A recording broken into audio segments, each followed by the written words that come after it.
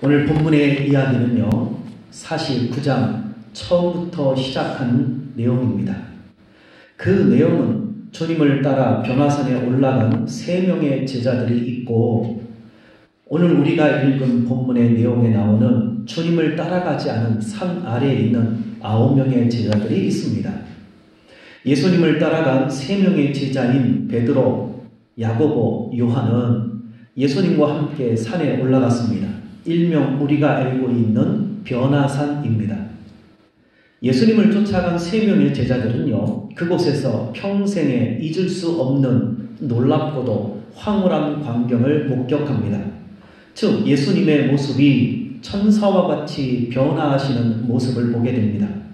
예수님의 옷의 색깔이 얼마나 희던지 이 세상에서 빨래하는 자가 그렇게 희게 할 수 없을 만큼 매우 흰 옷으로 변했고, 또 거기에다가 옷에는 광채가 나는 것이었습니다. 이 변화된 예수님의 모습을 보면서 제자들은 놀랍기도 하고 황홀하기까지 했습니다.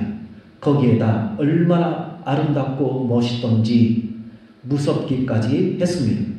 그래서 베드로는 무서운 나머지 이렇게 말했습니다. 선생님, 우리가 여기 있는 것이 좋사오니 우리가 초막 셋을 쥘 때 하나는 주를 위하여, 하나는 모세를 위하여, 하나는 엘리야를 위하여 칩겠습니다 라고 말했는데, 이때 베드로는 자기가 말을 한 게 무슨 말을 했는지 모를 정도로 무서움에 떨었다고 6절에 보면 기록하고 있습니다.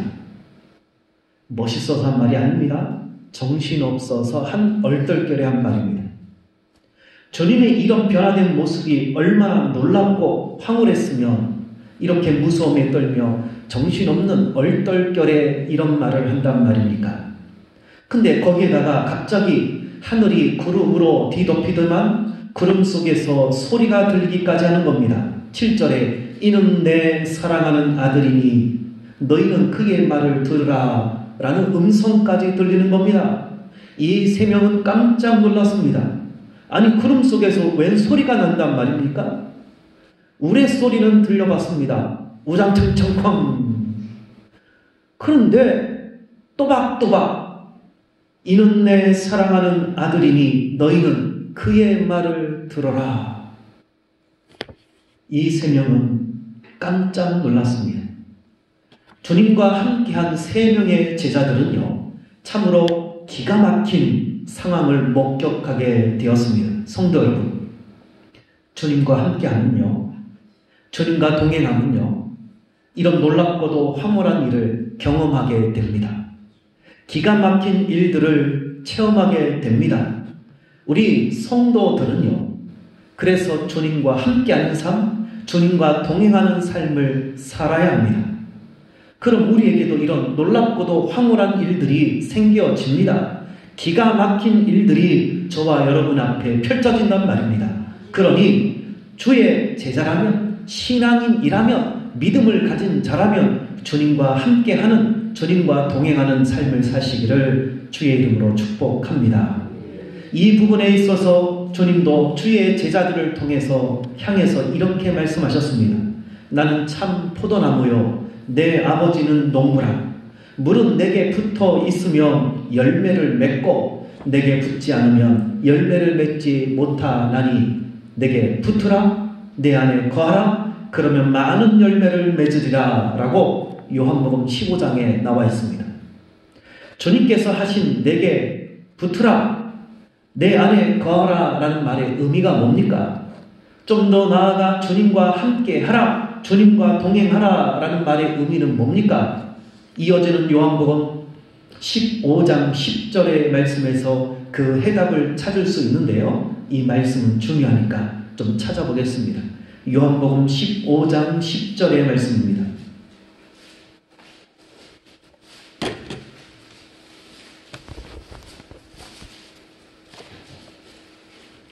요한복음 15장 10절의 말씀입니다. 같이 읽겠습니다. 시작. 내가 아버지의 계명을 지켜 그의 사랑 안에 거하는 것 같이 너희도 내 계명을 지키면 내 사랑 안에 거하리라. 자, 주님께서 말씀하신 내게 붙으라, 내 안에 거하라. 더 나아가서는 주님과 함께하라. 주님과 동행하라. 라는 말의 의미가 뭡니까? 그것은 바로 하나님의 말씀, 주님의 말씀을 지켜 행하는 것을 말합니다. 그러면 열매를 많이 맺는다고 말씀하셨는데요. 이 열매를 많이 맺는다, 열매를 맺는다라는 말은 또 뭡니까? 이것이 바로 방금 전에 말씀드렸던 3명의 제자들이 경험하고 체험했던 놀랍고도 황홀한 일, 기가 막힌 일들을 말합니다. 더 나아가서는 하나님의 기적의 역사, 복을 받는 것을 성경은 말씀하고 있습니다. 하나님의 말씀을 지켜 행하며 또 행하면 때론 놀랍고도 기가 막힌 일들을 경험하고 체험하게 됩니다. 그래도 또 하나님의 말씀을 지켜 행하면요, 하나님의 복이 임합니다. 그래도 또 하나님의 말씀을 지켜 행하면요, 그때는 놀랍게도 하나님의 기적의 역사를 몸소 체험하게 된다라는 사실입니다. 이게 신앙의 이치입니다. 말씀 하나 지키면 하나님의 기적이 일어날 것 같아. 그런 거 아닙니다. 물론 그런 내용도 있습니다. 그래서 금요 기도회 때 말씀드렸듯이 그런 내용도 있긴 있습니다. 그러나 보편적인 것은, 일반적인 것은 이렇게 말씀을 계속 지키다 보면 열매를 많이 맺나니, 그리고 마지막에 하나님의 기적의 역사가 일어나는 것입니다. 성도 여러분, 하나님의 말씀을 지키면요, 이런 놀랍고도 기가 막힌 일들, 하나님의 복, 하나님의 기적의 역사가 일어나게 되어 있습니다. 이런 일들이 우리에게 일어난다면 얼마나 기쁠까요? 그러니 주의 말씀을 지켜 행하는 그런 믿음의 사람이 되셨습니다. 이런 놀랍고도 기가 막힌 일들, 하나님의 복, 하나님의 기적의 역사가 저와 여러분에게 있었으면 좋겠습니다.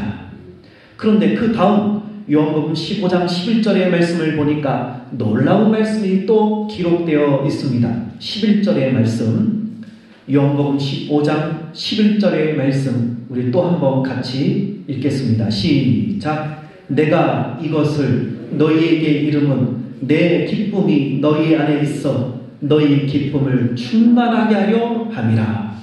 왜 주님께서 제자들에게 내게 붙어라, 내 안에 거하라, 더 나아가서는 주님과 함께 하라, 주님과 동행하라 라고 한 이유가 뭡니까?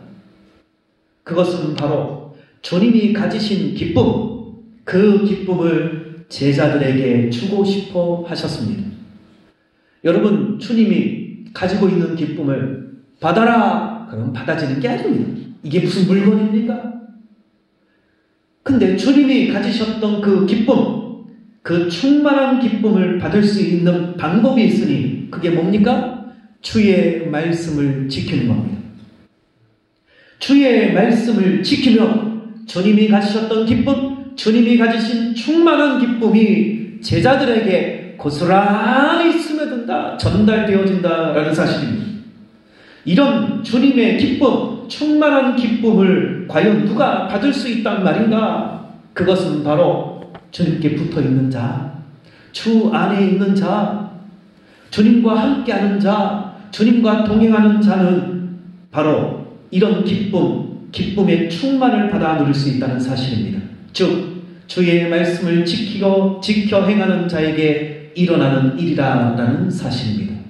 그러니 성도 여러분, 이 말씀을 통해서 저와 여러분에게도 주님은 말씀하고 있음을 깨달으셔야 합니다. 주님께 붙어 있는 자, 주님 안에 거하는 자, 주님과 함께 하는 자, 주님과 동행하는 자가 되라고 저와 여러분을 향해 주님은 말씀하고 있습니다. 나의 말을 지켜 행하라. 그러면 주님이 기쁨을 주십니다. 충만한 기쁨을 주십니다. 한번 하하하하 하고 기쁘고 끝나는 것이 아니라 평생토록 기쁨으로 살 수 있습니다. 이게 신앙의 세계의 이치입니다. 그러니 성도 여러분, 주님께 붙어 있는 자, 주님 안에 거하는 자, 주님과 함께하는 자, 주님과 동행하는 자가 되시기 바랍니다. 그래서 신앙에 많은 열매를 맺어 신앙의 놀랍고도 기가 막힌 일, 하나님의 복, 하나님의 기적의 역사가 일어나기를 바랍니다. 그래서 저와 여러분의 인생길이 주님이 주시는 기쁨의 인생길이 되기를 원한단 말입니다. 인생길, 그러면 세상에서 늘 하는 말이 인생은 고달프고 힘들고 고통의 길이라고 합니다. 하지만 신앙인의 인생길은 다릅니다. 주님이 주신 기쁨으로 말미암아 기쁨의 인생길이라는 사실이에요. 그래서 신앙의 길을 걸어가는 성도들은 기쁜 겁니다. 그래서 이 예배를 드리는 이들이 기쁜 겁니다. 왜? 주님이 주는 기쁨을 받기 때문에 그렇습니다. 성도 여러분, 주의 말씀을 지켜 행함으로 주님이 주시는 기쁨을 받아 누리기를 바랍니다. 한 예로, 이 날은 무슨 날입니까? 주의 날, 다른 말로 주의 복된 날, 다른 말로 주의 복을 받는 날. 그러니 그 복을 받으면 기쁘단 말입니다. 그래서 신앙의 세계 이치를 깨닫고 이 신앙의 복을 받는 자가 되자라는 말입니다. 성도 여러분, 저와 여러분 신앙인입니다. 주께 붙어있는 자가 되어야 합니다. 주 안에 거하는 자, 주님과 동행하는 자, 주님과 함께하는 자가 되면 놀랍고도 기가 막힌 일들이 저와 여러분에게 많이 일어납니다. 이런 일들이 우리 성영교회 성도들에게 많이 일어나기를 주의 이름으로 축복합니다. 바로 그 핵심에는 바로 하나님의 말씀을 지켜 행하는 자, 한두 번의 말씀을 지켜 행하는 것이 아니라 계속적으로 하나님의 말씀을 지켜 행할 때 이런 기쁨의 역사, 기쁨의 충만함의 역사가 일어나는 것입니다. 이렇게 주님과 함께 했던 3명의 제자들은요, 주님이 주시는 기쁨을 경험했습니다. 체험했습니다. 그리고 산 아래로 내려왔는데 오늘 본문에 보니까 주님과 함께 하지 않았던 9명의 다른 제자들의 모습이 오늘 본문에 기록되어 있습니다. 그들은 과연 어떤 모습일까? 주님과 함께 하지 않았던 제자들의 모습을 우리 성도들이 주목할 필요가 있습니다. 과연 주님과 함께 하지 않은 제자들의 모습은 어떨까요? 본문을 보니까 산 아래에서는요, 큰 사건이 일어났습니다. 큰 변론이 일어났습니다. 많은 무리가 모여 씩씩거리고 있는 모습입니다. 특히나 바리새인과 서기관들은요, 나머지 9명의 제자들을 향해서 큰 소리를 치며 의기양양한 모습이었습니다. 안 그래도 평소 주님과 제자들에게 안 좋은 마음이 들었던 그들이었는데 주님이 없는 틈을 타서 바리새인과 서기관들은요, 9명의 제자들에게 맹공격을 하고 있었습니다. 그 이유는 어떤 한 사람이 찾아왔는데 귀신 들린 아들을, 간질병에 걸렸던 그 아들을 9명의 제자들에게 찾아와서 고쳐달라고 부탁한 겁니다. 아무리 여기저기 돌아다니면서 좋다는 약을 다 먹어도 백약이 무효라는 겁니다. 그때 이 아버지는 소문을 듣게 되었는데 주님께로 데리고 가면 이 아들의 병을 고칠 수 있다는 것이었습니다. 그래서 거리가 멀지만은 한 걸음에 주님께로 찾아왔는데 주님은 보이지 않고 9명의 제자들이 있었던 겁니다. 그래서 9명의 제자들에게 자초지경을 설명하고 고쳐주기를 강구했습니다. 그리고 제자들은 귀신을 쫓아내기 위해서 안간힘을 썼습니다. 자, 안간힘을 썼습니다.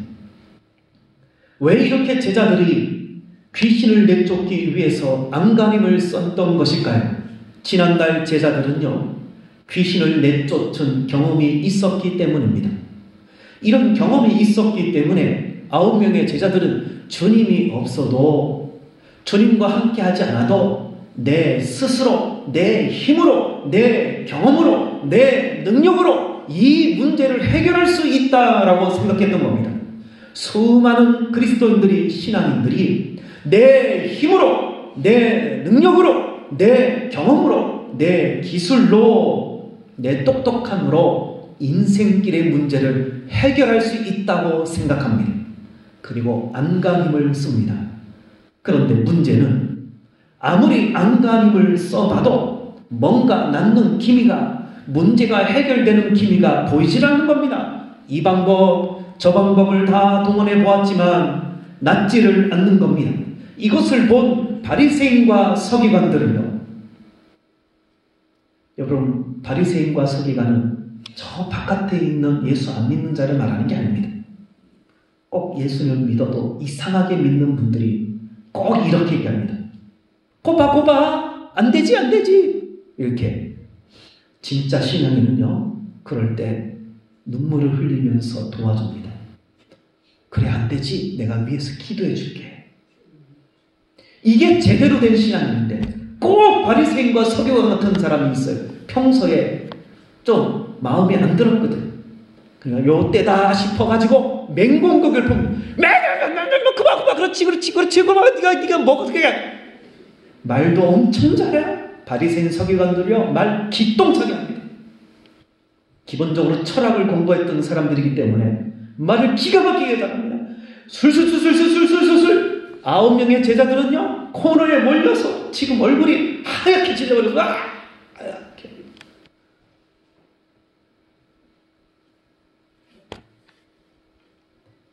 이렇게 난처해하고 있는 제자들의 모습을 본 주님이 묻습니다. 도대체 무슨 일이냐? 그때 이 아들의 아버지가 지금까지 있었던 자초지경을 소상히 아릅니다. 그러면서 이 아버지는 이런 말을 합니다. 당신의 제자들에게 귀신을 내쫓아 달라고 부탁했거나 그들이 능히 하지 못하더이다. 그들은 못 쫓아내더이다.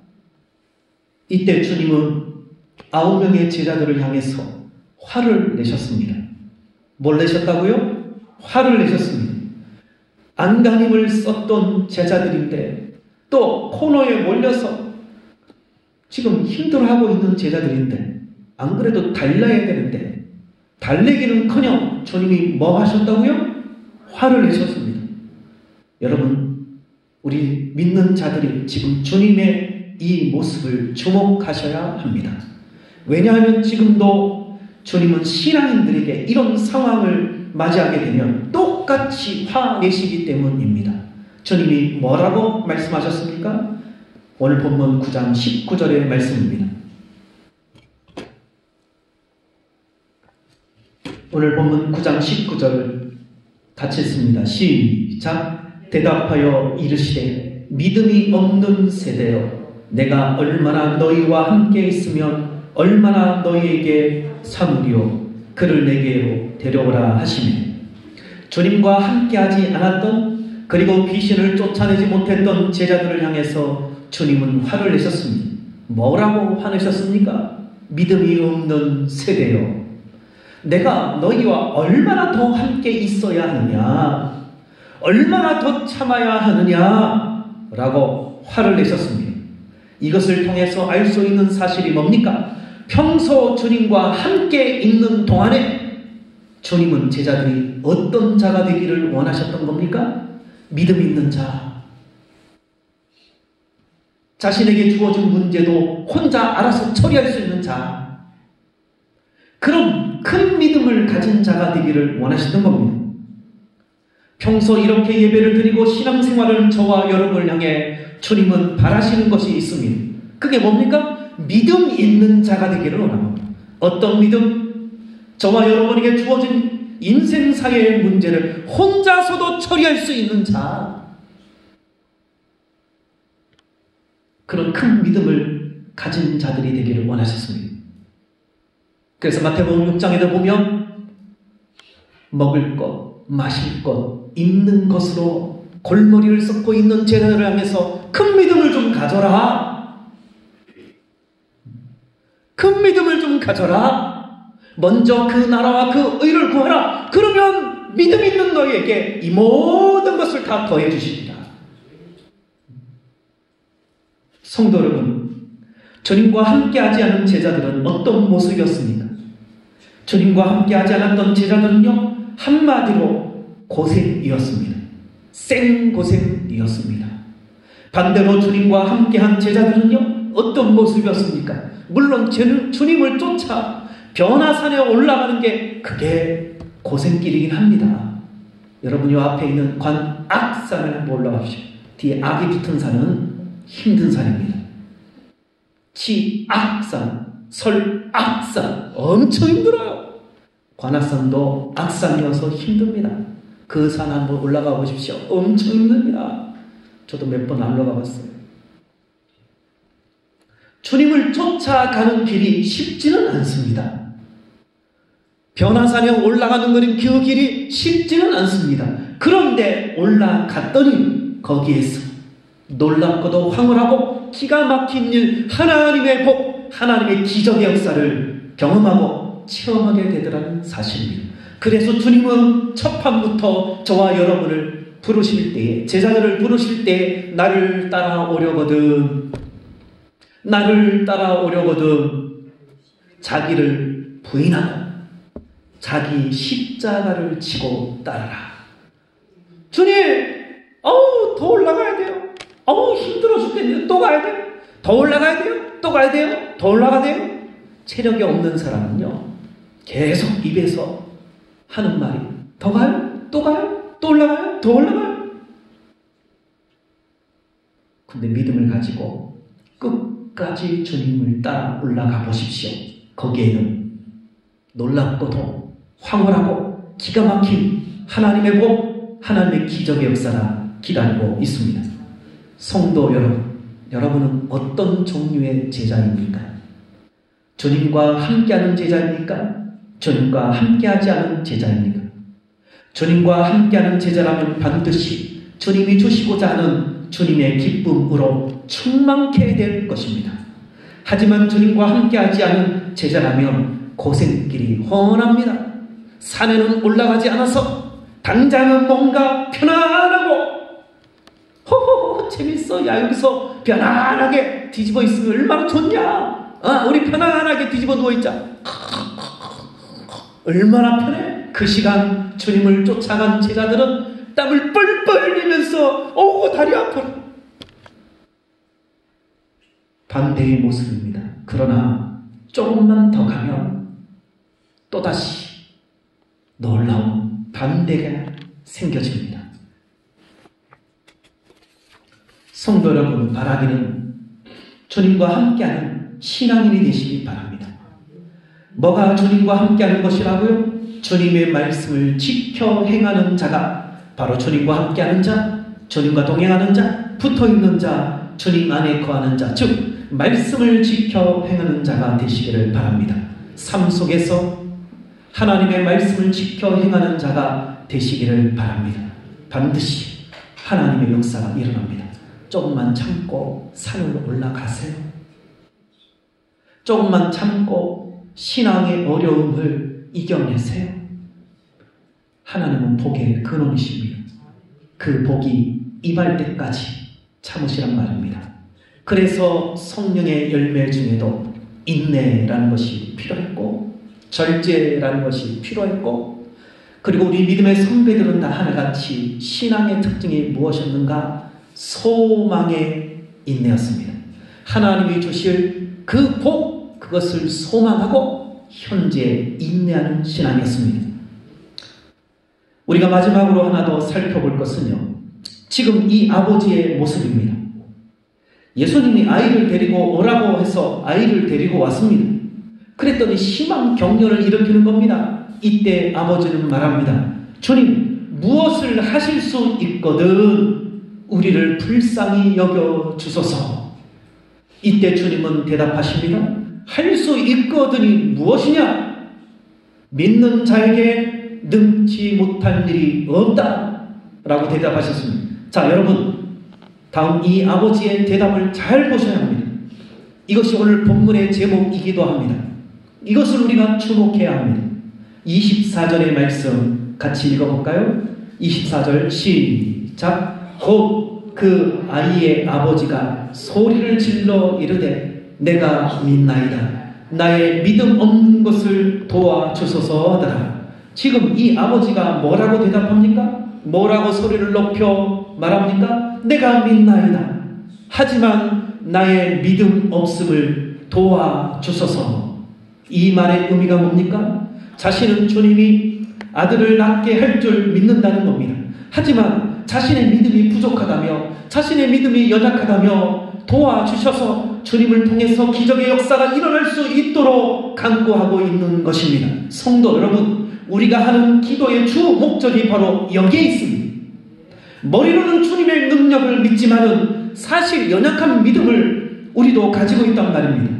그래서 기도함으로 자신의 연약한 믿음을 도우셔서 진정 주님의 능력을 믿고 주님의 기적의 역사가 일어나기를 간구하는 것이 바로 기도라는 것입니다. 기도의 형식이 중요치 않습니다. 목사님, 저는요 기도를 어떻게 할지 몰라도 돼요. 그거 사실 배워서 한 것이 아닙니다. 하다 보니까, 남들이 이렇게 하다 보니까 이거 좋네 하다가 한 것입니다. 사실 기도의 형식은 하나밖에 없습니다. 주기도문. 주기도문 다 외우시죠? 학습 세례 하시는 분들은 다 외울 겁니다. 그래서 기도의 형식, 목사님 기도는 어떻게 합니까? 다 밝혀줬는데요? 뭘 가르쳐요? 하나도 가르친 적 없는데. 주기도문 외우시죠? 네, 그게 그거예요. 기도는 형식이 중요한 것이 아니라 그 속에 있는 핵심이 중요합니다. 무엇입니까? 주님의 능력을 믿습니다. 그런데 사실 제가 믿음이 약합니다. 연약합니다. 그러니 나를 도와주셔서 그 주님의 능력이 나타날 수 있도록, 주님의 기적의 역사가 나타날 수 있도록 나를 도와주셔서 제가 믿고 싶습니다. 그래서 기도하면 믿어집니다. 그게 기도입니다. 그리고 결국 주님의 능력이 나타나졌습니다. 주님의 기적의 역사가 나타나졌습니다. 이 아버지가 주님을 진짜 엄청난 믿음을 가지고 찾아온 것은 아닙니다. 후에 제자들이 조용한 곳에서 묻습니다. 주님, 우리는 어찌하여 귀신을 쫓아내지 못했습니까? 라고 물을 때 주님은 이런 대답을 하셨습니다. 29절 이르시되 기도 외에 다른 것으로는 이런 종류가 나갈 수 없느니라. 이 말씀을 단순히 기도만 하면 된다라고 착각하는 분들이 많습니다. 물론 그렇습니다. 요 29절 한 절만 딱 보면 기도만 열심히 하면은 능력 있는 줄 압니다. 착각입니다. 그러면 이런 말씀 다른 곳에도 많이 합니다. 근데 유독 이 말씀을 하신 의도가 뭡니까? 이 아버지의 믿음을 보고 제자들에게 교훈한 겁니다. 봐라, 믿음은 사실 너희들이 더 많지 않냐? 나와 지금 몇 년을 같이 다녔냐? 나에게 훈련을 얼마나 받았냐? 너희들 나를 통해서 말씀을 얼마나 들었냐? 근데 저 아버지는 믿음이 연약해. 믿음이 부족해. 근데 어떤 기도를 했어? 나의 믿음 없고 믿음이 연약한 것을 도와주셔서 제가 주의 능력을 믿습니다. 제가 주의 기적의 역사를 믿고 싶습니다. 그리고 기도할 때 그래서 역사가 일어난 거야. 이런 기도를 하란 말이다 라고 알려주신 겁니다. 성도 여러분, 성경은요 늘 얘기합니다. 정록, 신앙의 세계에 이치가 있다고 합니다. 그래서 진리대로 하면 역사가 일어나고, 천주교에서 우리 개신교가 뛰쳐나오는데 천주교의 특징은 형식입니다. 뭔가 열심히 하면 뭔가 나타나는 것처럼 느껴집니다. 아니에요. 진리는 행하면 바로 납니다. 아이들에게 가끔씩 제가 약속을 합니다. 이렇게 하면 내가 이렇게 들어줄게. 약속을 합니다. 간혹 아이들이 후에 찾아와서 합니다. 아빠, 전에 이런 약속 하셨잖아요. 이거 해주세요. 그랬지. 그 다음 뒤도 안 돌아보고 그래, 냈다, 여기 있다. 그 약속을 들어줍니다. 우리 하나님 아버지이십니다. 진리가 뭡니까? 다른 말로 약속의 말씀입니다. 재밌게도 성경도 그렇게 이루어졌습니다.